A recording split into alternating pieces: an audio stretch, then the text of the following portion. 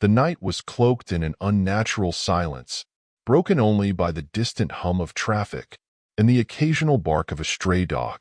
But that silence shattered at precisely 2:37 a.m., when a deafening explosion erupted in the stillness, sending a fiery shockwave through the air.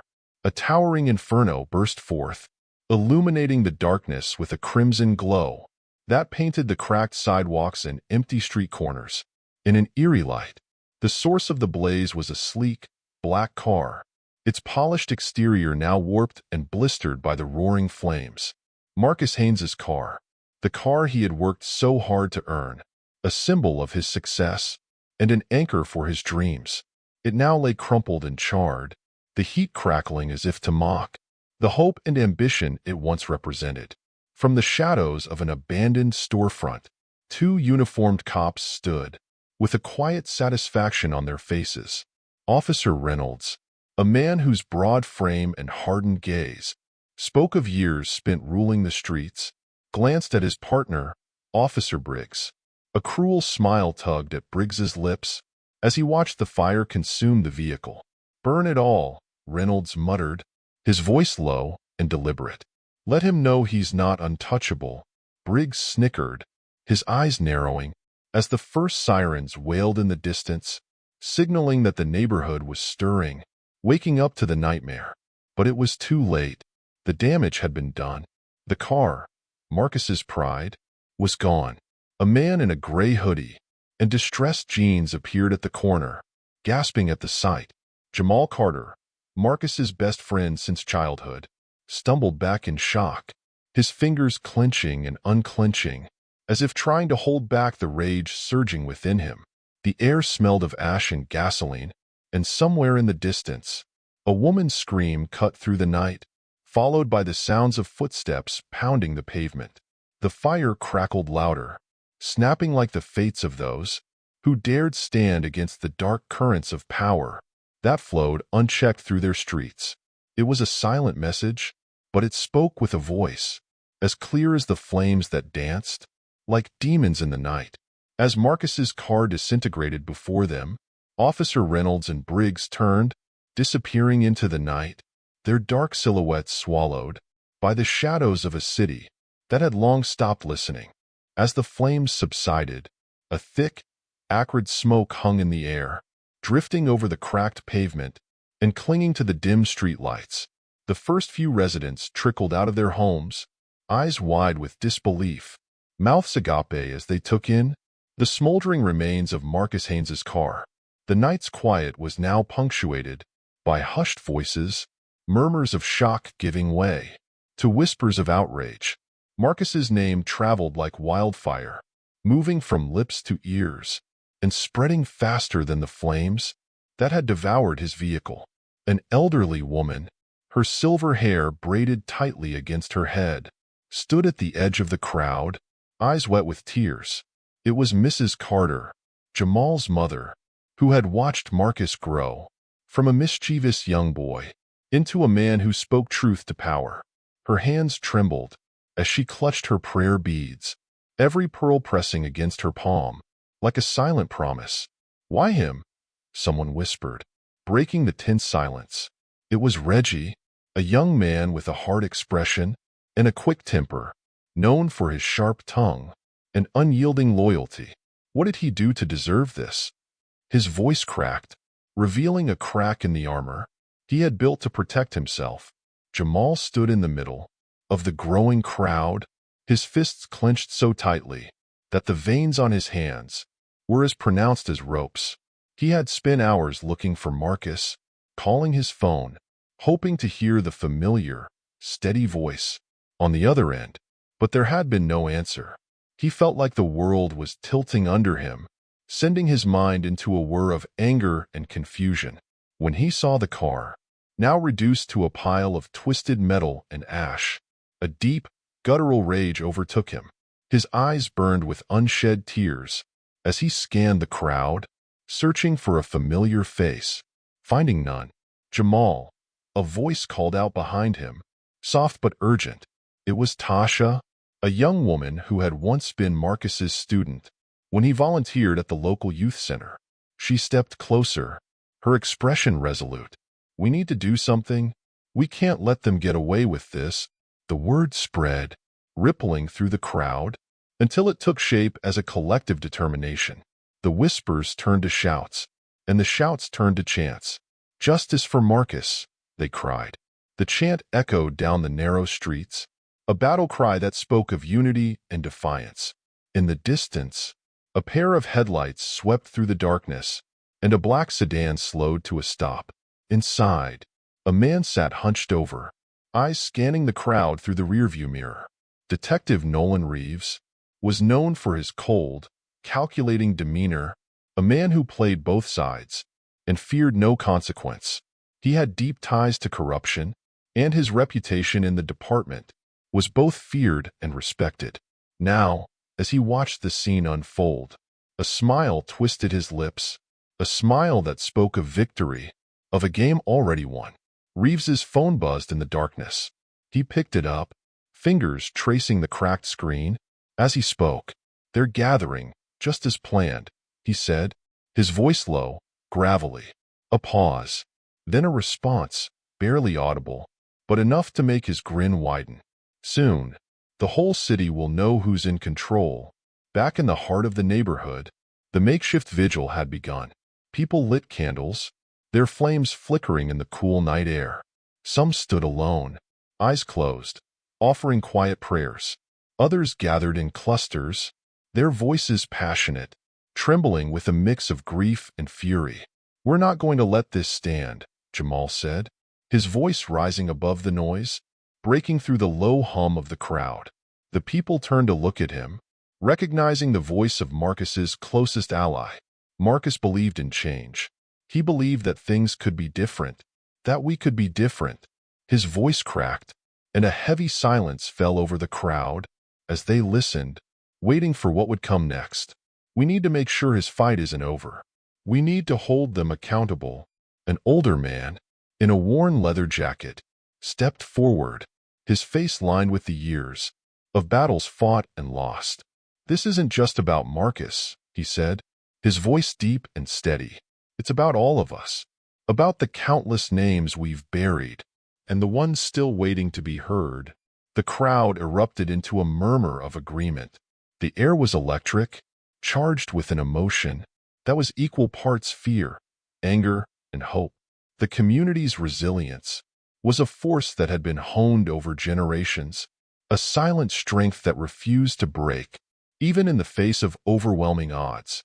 But in the dark corners, beyond the candles and the chants, Detective Reeves's car remained, watching, waiting, and behind his gaze, a plan was already set in motion, a plan that would test the very limits of Marcus's community's courage and push them to a confrontation they hadn't yet imagined.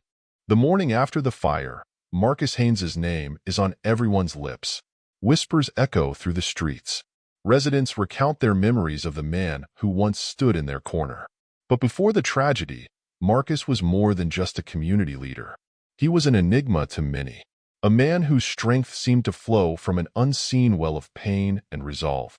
Flashback to Marcus's childhood, a small, two-bedroom house on the edge of the neighborhood, where broken pavement met overgrown grass.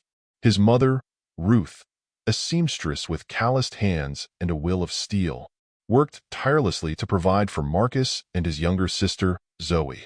"You're stronger than they think," Ruth often said. She'd squeeze his shoulder with a fierceness that made his heart pound. The neighborhood boys taunted him, called him too smart for his own good. Marcus, quick-tempered and fierce, would fight back with clenched fists. But Ruth's lessons echoed in his ears. Strength is more than muscle. It's in what you stand for. As Marcus grew older, the world around him changed, but not enough.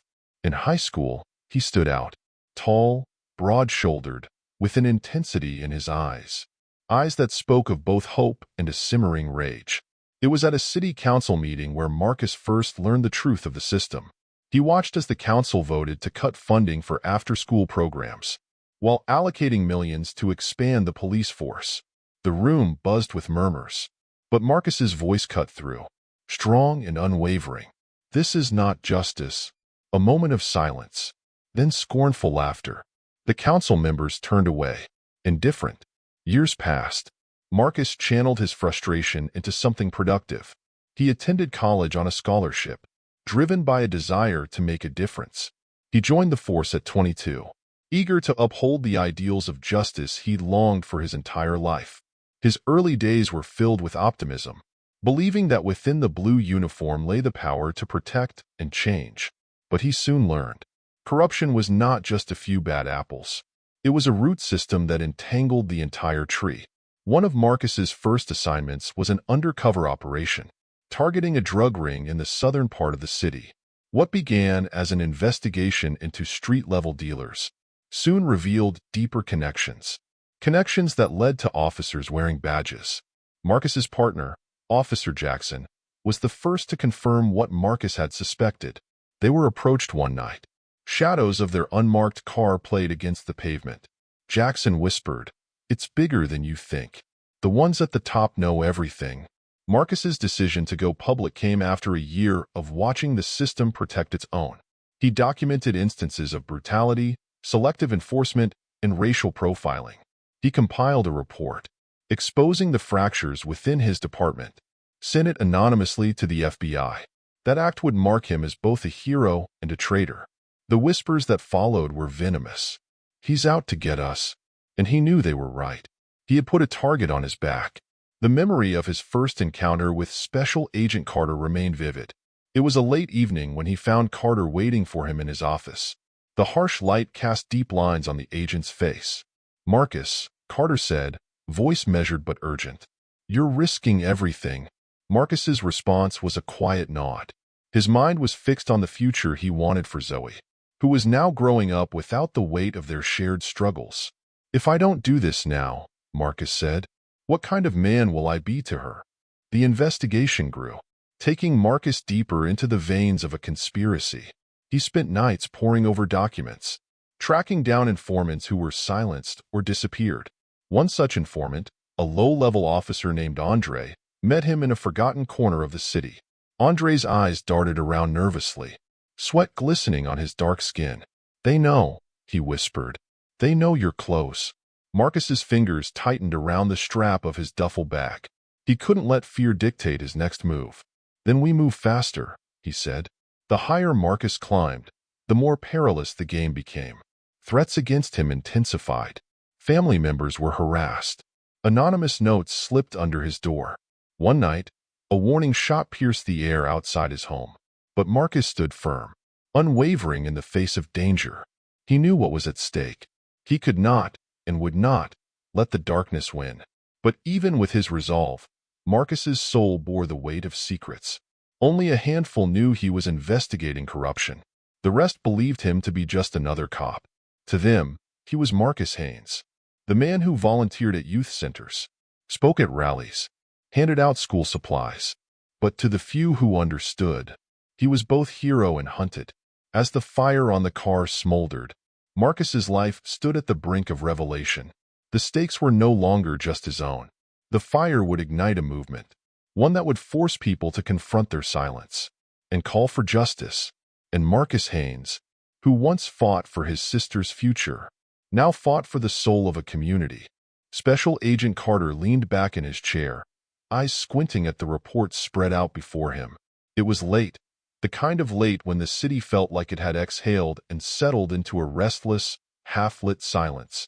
The tip had come from an anonymous source, but the details were chillingly precise. The local police force, Carter discovered, was under the shadow of corruption, so deep that even the walls seemed to tremble at its mention. Marcus Haynes's name was at the center of it, a name that once held the promise of justice but now spoke only of danger.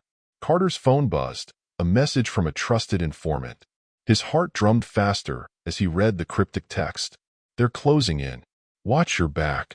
Outside, the city roared on, oblivious to the storm gathering beneath its surface. Carter knew the stakes were higher than just a case. They were about lives, trust, and the shadowy, twisted loyalties of those who had sworn to protect.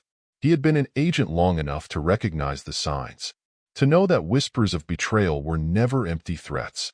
Meanwhile, Jamal stood on the cracked sidewalk of Marcus's old neighborhood, his fists clenched tight. The flames from the burned-out car had long since died down, but the memory still smoldered in his chest. Marcus had been more than a friend. He had been a guiding force, a man who dreamed of better days not just for himself but for the whole community. Jamal knew he couldn't let the same system that had crushed Marcus, win. He was determined to dig deeper, even if it meant risking his own safety. "We gotta find out who did this," Jamal muttered to the small group that had gathered around him. Their faces were lit by the ghostly glow of streetlights. Among them was Maya, Marcus's niece, her eyes wide with a mixture of grief and anger. "We need to stand up." As the days wore on, Carter's investigation unraveled clues that sent shivers down his spine. Each document, each name he uncovered seemed to connect back to a single, unthinkable conclusion. Marcus's murder wasn't just an act of violence. It was part of a deeper, calculated plan.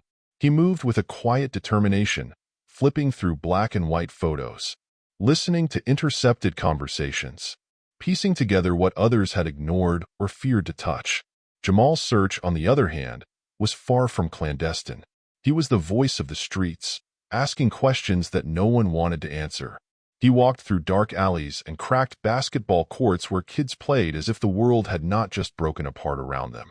It was here, amid the whispers and shadows, that he found an unexpected ally. A young man named Leon, once a pawn in the system, had seen the officers who burned Marcus's car.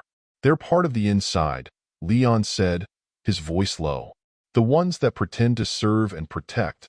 They're the ones who'd rather see us silent." Jamal nodded, adrenaline surging. He knew now that Marcus's death wasn't just a tragedy, it was a fight. A battle to expose those who would stand against change. Carter's pursuit led him into dangerous territory. One evening, he found himself in the dimly lit back office of a retired officer who had once been a friend to the department. The old man's eyes were tired, his voice gravelly as he spoke. "There are too many dirty hands in the pot, Carter. You dig too deep, and you'll find out the people you trust most are the ones who'll turn on you." Just then, the door creaked open, and Carter's pulse quickened as a shadow moved past the threshold. He knew the man who stood there, Detective Banks, the same officer whose reputation had been tarnished by whispers of misconduct. Banks's eyes, sharp and cold, met Carter's. "Be careful where you step, Agent. The road to justice is lined with bones." The warning chilled Carter to the core. He left the office with more questions than answers. The weight of the truth pressed on him with each step. The line between friend and foe blurred, and the cost of Marcus's silence grew clearer. The community's hope was now Carter's burden. Jamal's search had led him to confrontations that left him bruised and wary. One night, as he stood at a street corner staring into the dark, a figure emerged from the shadows. A man with an air of authority, the kind of man whose badge and uniform spoke of power.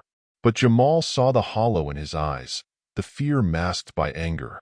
It was Officer Reynolds, a man who once used to coach kids at the local community center. "Why?" Jamal demanded. His voice cracked, not just from exhaustion, but from the betrayal that coursed through him. "Why did you do it?" Reynolds looked away, the weight of guilt written across his face.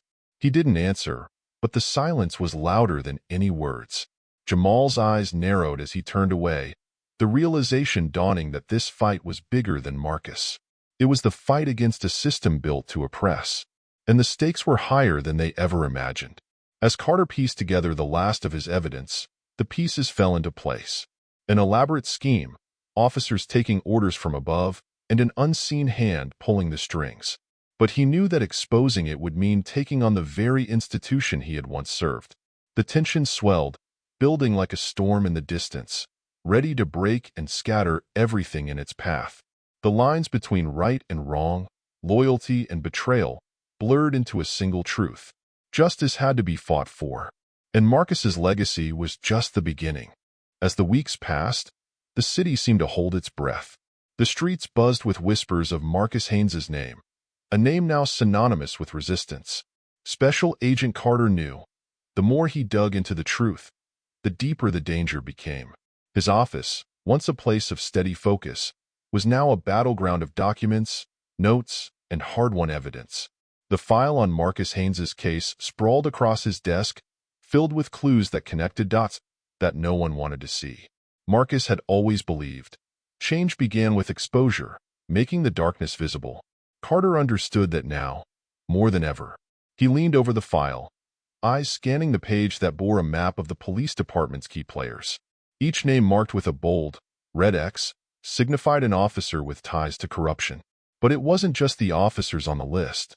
It was the culture, the systems, the web spun over decades to protect power at the expense of the community. The narrative shifted to a morning in the police headquarters. A shiny, imposing building with marble floors that gleamed under the fluorescent lights, its luxury starkly contrasting the battered neighborhoods just a few blocks away. The officers behind the desks wore pressed suits and traded knowing glances. But beneath their polished exteriors were whispers of doubt.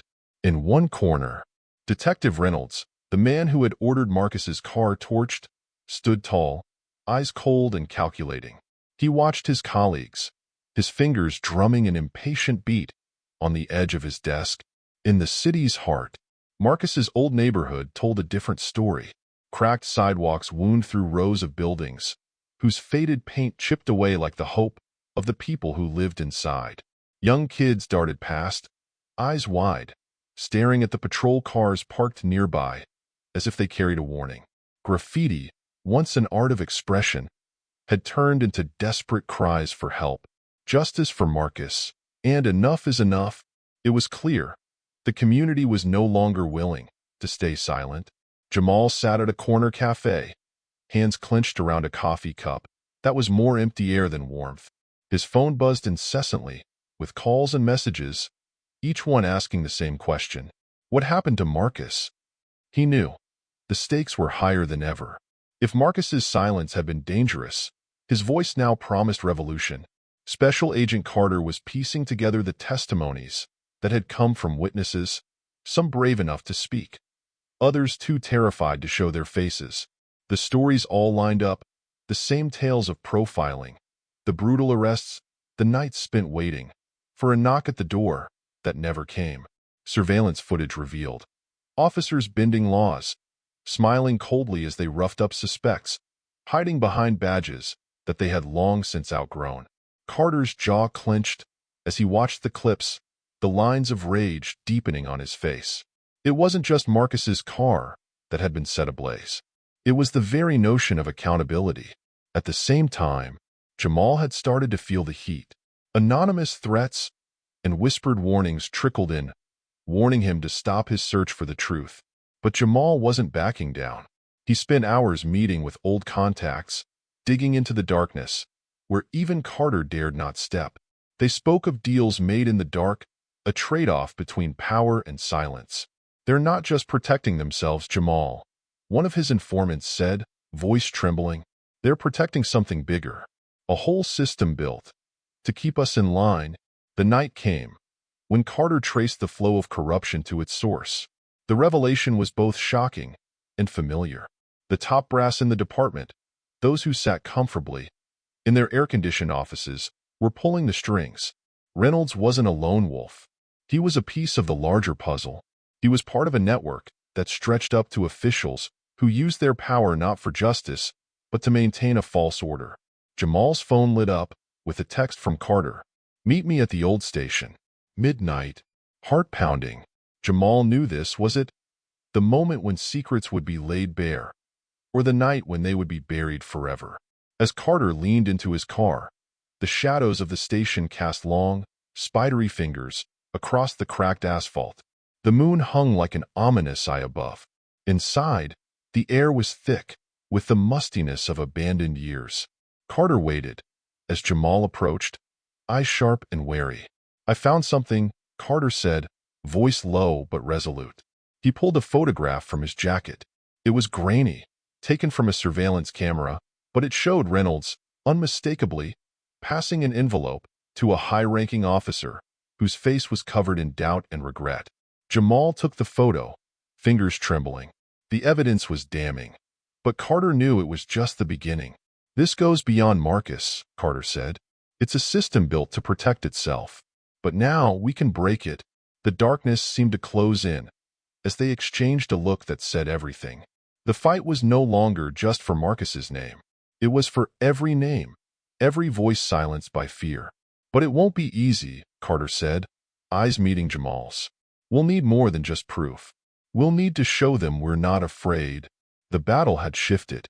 The corruption that had nestled so deeply into the city's veins was about to be challenged. But as Carter and Jamal prepared to take their next steps, the question loomed. Would the system let them fight, or would it crush them first? In the distance, the night whispered of reckoning, the silence before the storm. The warehouse was cloaked in darkness. Its metal walls echoed the distant hum of the city. A single, flickering overhead light cast long, uncertain shadows across the room. It felt like a stage prepared for a grim play. Jamal's pulse hammered in his chest as he stepped forward. Carter was at his side, holding the evidence. A stack of documents and audio files. They could unravel everything. Detective Raines sat at the far end of the room, hunched over a metal table, his expression unreadable, a mask of boredom. When he looked up, his eyes were cold, calculating, a predator assessing its prey. He knew this moment would come. It was only a matter of when. Jamal felt the air thicken. The tension was palpable, like a storm about to break. Carter's voice cut through the silence, steady and fierce. Detective Raines, we know what you did. We know about Marcus. Raines's eyes narrowed, but he said nothing. He leaned back and let out a low, mocking laugh. And what do you think you know, Agent Carter? That this was all part of some grand plan? You have no idea how deep this goes. Jamal clenched his fists. Rage simmered beneath his skin. We know you were behind the fire, he spat. We know you set that car ablaze. You wanted him silenced, but you couldn't do it. You couldn't break him. For a moment, the defiance in Raines's eyes wavered, but he quickly masked it with a cold smile. A man who believed he was untouchable. And yet, here we are. You think you're heroes? You're just pawns in a game much bigger than you. Before anyone could speak, a weak groan shattered the charged air. It came from the corner of the room. Raines's smirk faltered. His head snapped in the direction of the sound. Emerging from the shadows, limping but upright, was Marcus. The crowd of officers gasped, a collective intake of breath. A murmur rippled through them, half disbelief, half awe. Marcus's clothes were ragged, his face a map of bruises and cuts, but his eyes were fierce as ever. His presence, defiant, a challenge to everything Raines believed in. You thought you could bury me? Marcus's voice was raw, but there was no tremor in it. You thought you could take my voice, my fight? You underestimated the power of what you can't control. Raines took an involuntary step backward. The air in the room grew heavier. The walls seemed to lean in, listening. Carter shifted, glancing at Jamal. Jamal looked ready to explode. This was it, the moment they had all been waiting for. Then, gunfire erupted. It ricocheted off the warehouse walls, deafening. Marcus threw himself to the ground. The scene spiraled into chaos. A flick of movement caught Carter's eye. Raines had pulled a gun, the steel glinting under the shaky light. Get down, Carter shouted, diving to shield Jamal. The warehouse, once a stage for revelations, now felt like a battleground for survival. Jamal's heart raced, every nerve in his body on edge. He peered through the haze of smoke. Marcus was up again, face set in grim determination, moving with the speed of desperation and resolve. You think you can silence me now? Marcus called. He pushed himself up on unsteady legs, pulled a gun from his waistband, the metal glinting like a promise of justice. His eyes met Raines's. For a moment, there was silence. Raines lowered his weapon, defiance smoldering into something else. Fear, the first crack in his armor. You should have stayed down, Marcus, Raines muttered. But his voice lacked conviction. Marcus took a slow step forward, every move careful, like a predator assessing its prey. This ends now, Raines. It's time for the world to see what you've done. Your days of hiding behind your badge are over. Suddenly, the tension fractured. A figure burst through the entrance. A uniformed officer, eyes wide, handshaking. One of Raines's own men. He looked like he'd just made a terrible choice. "Sir, we have them surrounded," he said, nervously looking between the combatants. "We're ready to make an arrest. The backup you called, it's here." Raines's face contorted in anger and panic. His fortress was crumbling. For the first time, he realized it wasn't just Marcus he had underestimated. It was everyone who had rallied behind him. The room went still. Marcus raised his gun, but instead of pointing it at Raines, he directed it upward, a signal that the standoff was over. For now, Carter and Jamal stepped forward, their expressions a mix of exhaustion and triumph. Marcus's eyes held something rare, hope. Raines's shoulders slumped, defeated, the veil of invincibility stripped away. Outside, the sound of approaching sirens grew louder. The warehouse, once a stage for shadows and lies, became the place where justice reclaimed its voice. The sun rose over the city, casting its pale light across a community that felt the raw edge of both pain and resolve. The streets, once filled with whispers of fear and uncertainty, were now alive, with the murmur of people standing together. News of Marcus's survival had spread like wildfire, sparking a new wave of determination among the residents. Those who had once kept their voices low, worried about reprisal, now found themselves gathering in groups, speaking up in the open. It was the beginning of something larger, a moment where silence became louder than ever. Marcus sat on the front steps of his childhood home, the paint peeling and faded, but the place still filled with memories. His mother, her face lined with worry and exhaustion, brought him a glass of water. She sat beside him, the two of them sharing a moment that was both ordinary and extraordinary. The weight of what had happened hung between them, but so did something else, hope. "Your father would have been proud," she said, her voice soft but steady. Marcus nodded, the rawness of his injuries reminding him of what he had endured. But the pain also fueled the fire inside him. It was a reminder that he could not let this moment pass without action. Inside, the house echoed with the sounds of people visiting, sharing stories and bringing food. It was an unspoken truce between those who had been silent and those who had been afraid to speak. But now, all were bound by a shared goal. It was a strange kind of camaraderie that had grown out of trauma, but it was powerful. Jamal paced the living room, hands clenched into fists. His eyes were tired, but the flicker of purpose never dimmed. "Marcus, we need to act," Jamal said. "People are listening now, and if we wait, the chance will slip away." Marcus, who had been silent for a moment, met his best friend's eyes. He saw the same storm brewing in Jamal's gaze. "We take this to the streets," Marcus said, his voice stronger than it had been in days. "It's time to show them that we will not be silenced. They want us to stay in the shadows, but that's not who we are." The next day, flyers appeared across the neighborhood, some pinned to old lampposts, others tucked into the cracks of storefronts. They read, "Justice for Marcus Haynes. Stand against corruption. Stand against fear." People gathered in small groups, sharing stories of what they had seen and what they were willing to fight for. But with unity came the painful revelation of betrayal. Carter, who had risked everything to bring the evidence to light, found himself facing whispers of distrust. The community started asking questions. Who could be trusted? Who had known what and when? It turned out, even within the force, there were officers who had silently watched the corruption fester, too afraid to speak out, or too invested in keeping the status quo intact. One evening, Marcus stood on the steps of a church, with Jamal at his side. A crowd of neighbors gathered to hear him speak.